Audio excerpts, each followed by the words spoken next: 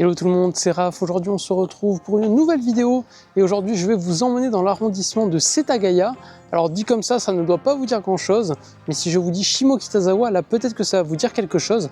C'est en effet le quartier le plus fréquenté de Setagaya, qui est à même pas 5-10 minutes en train de Shibuya et Shinjuku.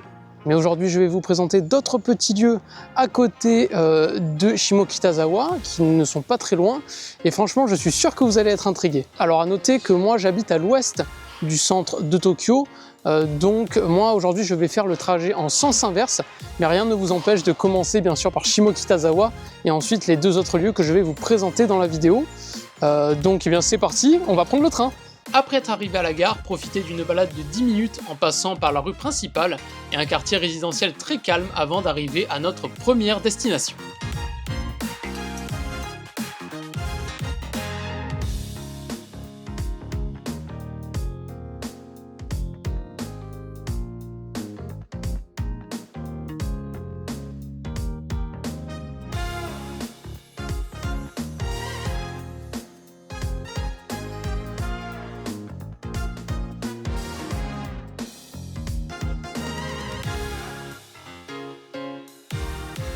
Alors me voici arrivé à notre première halte, le sanctuaire Hachimangu.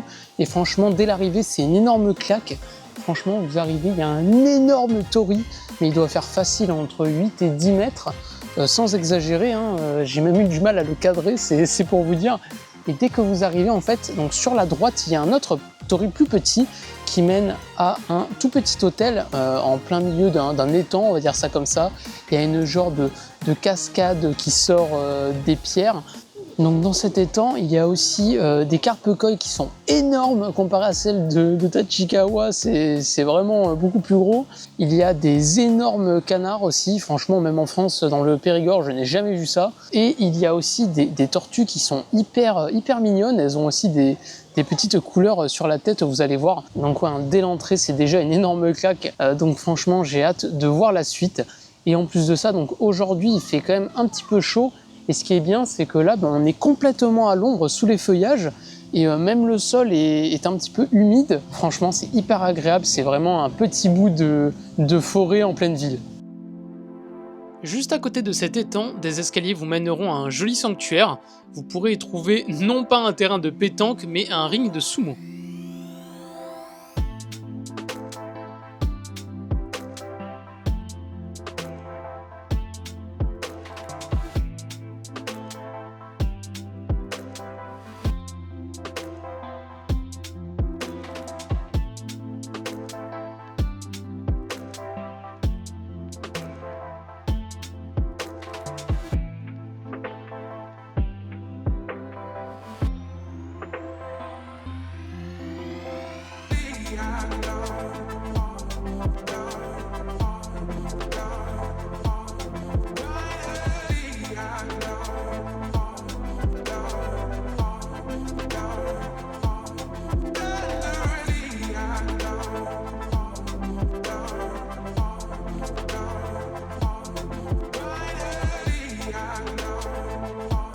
Au moment de partir, je suis passé devant un restaurant de takoyaki à la devanture hyper vintage. Et franchement, je sais pas ce que vous en pensez, il est tenu par un petit papy, mais il a vraiment la classe ce restaurant. Ensuite, à moins de 5 minutes de marche, vous arriverez au temple Gotokuji, qui a quand même pas mal de bâtiments assez sympas, mais il est bien sûr extrêmement connu pour ses manekineko en porcelaine. Vous pourrez également en acheter un si vous le souhaitez, mais attention tout de même, la porcelaine étant assez fragile, prenez-le en compte ou achetez-en un plus robuste si vous souhaitez en ramener un en France. Et si vous gardez les yeux ouverts, vous pourrez même y dénicher de petits manekineko qui sont un petit peu dissimulés dans le temple.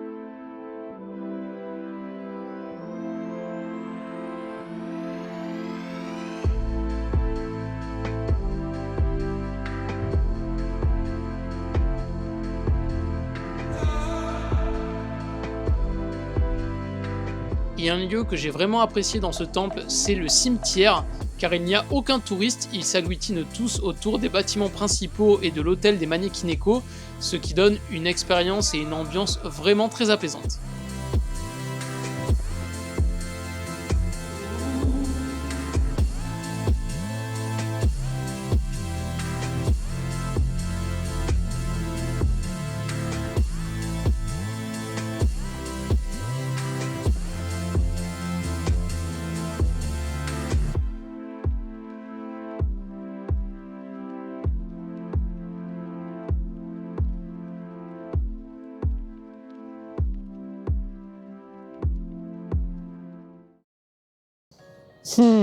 Bon, toute cette nature c'est bien beau, mais ça vous dirait pas d'aller faire un petit peu de shopping?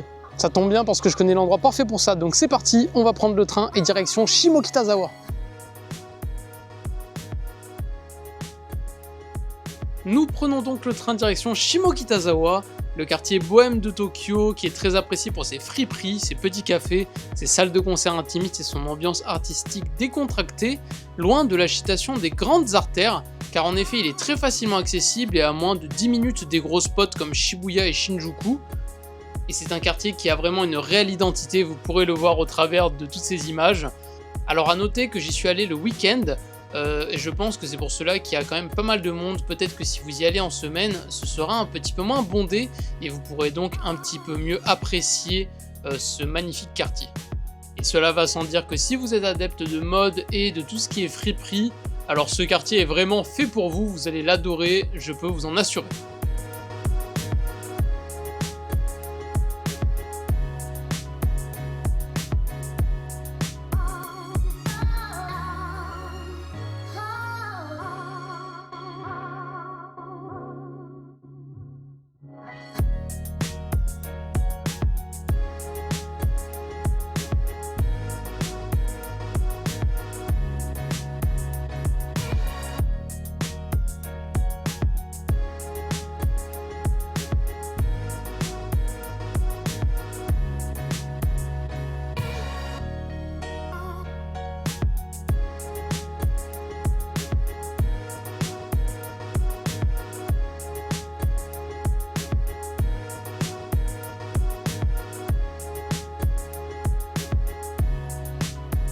Alors bien sûr, il y a plein d'autres lieux à découvrir dans cet arrondissement de Setagaya, donc notamment le sanctuaire Okusawa qui est bien connu pour son serpent sur son torii, et également la vallée de Todoroki un petit peu plus loin, qui est vraiment très sympathique, un endroit absolument très calme.